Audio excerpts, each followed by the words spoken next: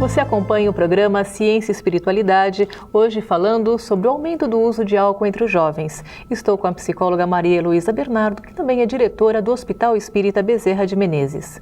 Bom, Heloísa, a gente falou muito da prevenção, né, de como reconhecer um caso de dependência, e quando a gente vai focar na cura, é possível falar na cura da dependência por álcool? Na verdade, quando nós pensamos na questão da dependência, nós temos sempre que fazer uma diferenciação entre uso, abuso e a síndrome da dependência. Na verdade, as pessoas usam álcool, né? É algo cultural. Então, do uso para o abuso, existe uma linha muito tênue. Então, o uso é caracterizado por situações que a pessoa usa, em situações sociais, eventuais. O abuso é quando a forma como a pessoa bebe já traz problema em alguma das áreas da vida da pessoa. Por exemplo, determinada pessoa bebe e começa a ter problema com o cônjuge. Porque aí existe uma alteração de comportamento que incomoda o companheiro ou a companheira, então isso a gente já pode caracterizar como um abuso. A síndrome da dependência, ela é caracterizada principalmente pela perda de controle sobre o uso.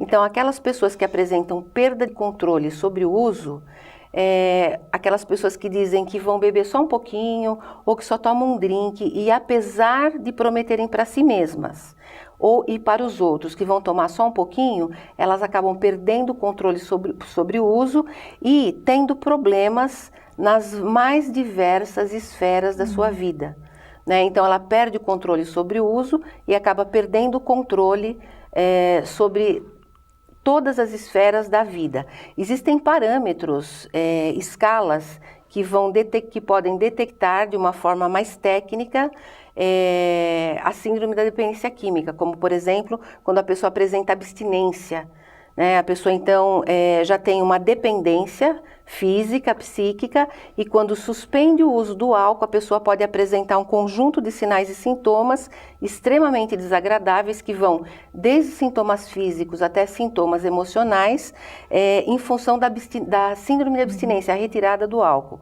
Esse é um parâmetro físico, clínico, muito importante.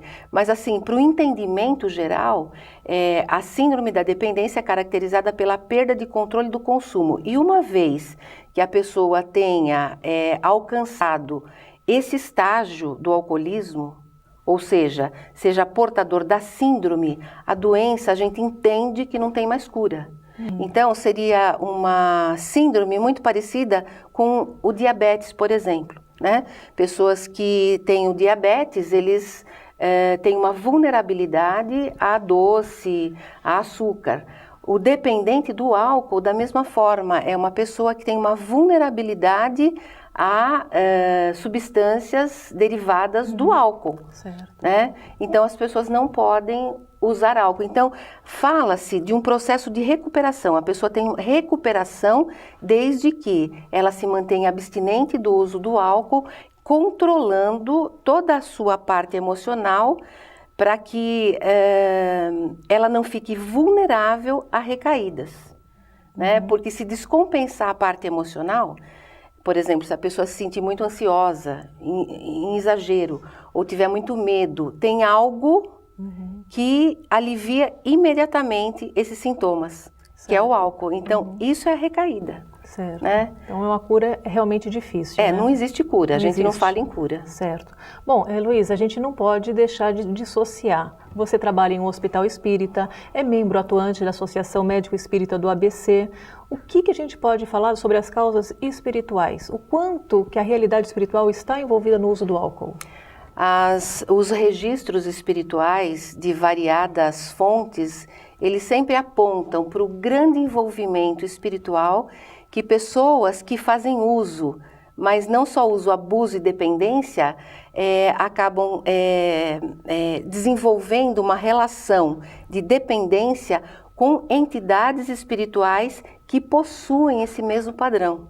Uma simbiose. Né? Uma simbiose espiritual com pessoas desencarnadas, ou entidades desencarnadas que possuem esse mesmo padrão.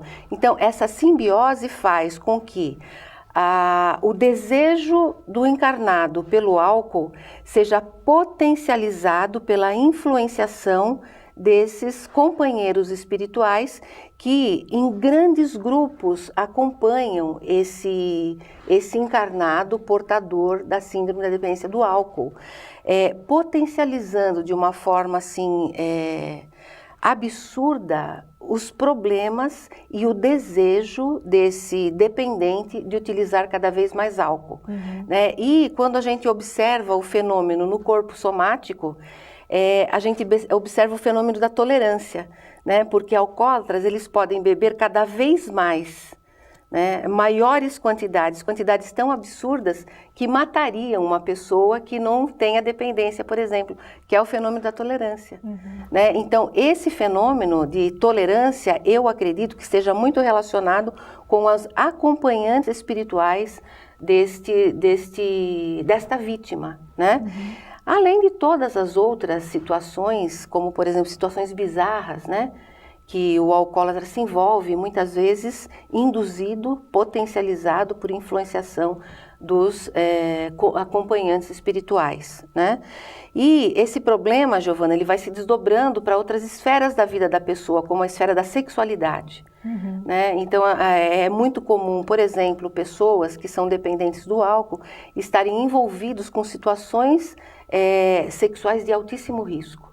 Né? E fora, assim, comportamento bizarro, a influência desta criatura na sua família, o exemplo que dá para as crianças, para a sociedade, e fora o alto risco de exposição a situações graves no trânsito. Né? Por exemplo, uma das coisas que mais mata alcoólatras são acidentes de trânsito. E o que as situações mais terríveis que nós estamos vivendo hoje em termos de acidentes são provocados por alcoólatras. Pelo uso do álcool. Né? Exatamente. Então, a situação realmente é calamitosa.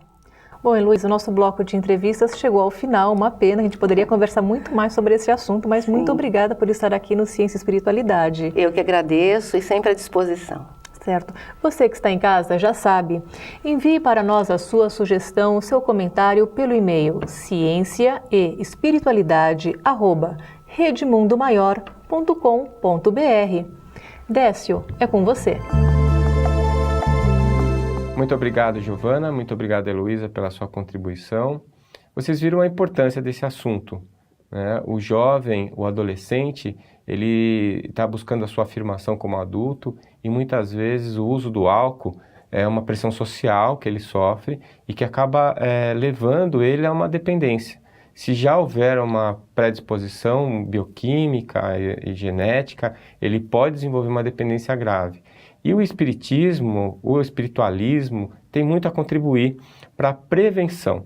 A prevenção é a parte mais importante da medicina, porque é muito mais eficiente e muito melhor a prevenção das doenças do que o tratamento. E no caso da drogadição, isso é mais notório ainda. Você evitar que o indivíduo fique dependente é sempre muito melhor do que tentar tirá-lo da dependência, que é sempre um processo muito doloroso e nem sempre muito eficiente. Então, a utilização da doutrina espírita para dar uma nova perspectiva para esse indivíduo é fundamental para que ele evite o uso abusivo de álcool, para que ele possa perceber as consequências para a vida dele desse uso abusivo e possa fazer uma escolha antes de ser um dependente. Então, a gente agradece muito a Heloísa pela sua visão profissional, já que ela tem uma experiência muito grande no Hospital Espírita Bezerra de Menezes, e pela sua visão espírita do assunto, que complementa de uma maneira bastante eficiente a orientação que a gente tem para dar para esse adolescente. Eu espero que vocês tenham gostado do nosso programa de hoje e esperamos que você entre em contato conosco através do nosso e-mail cienciaeespiritualidade@redemundomaior.com.br. Entre em contato conosco e venha nos assistir no nosso próximo programa. Até lá!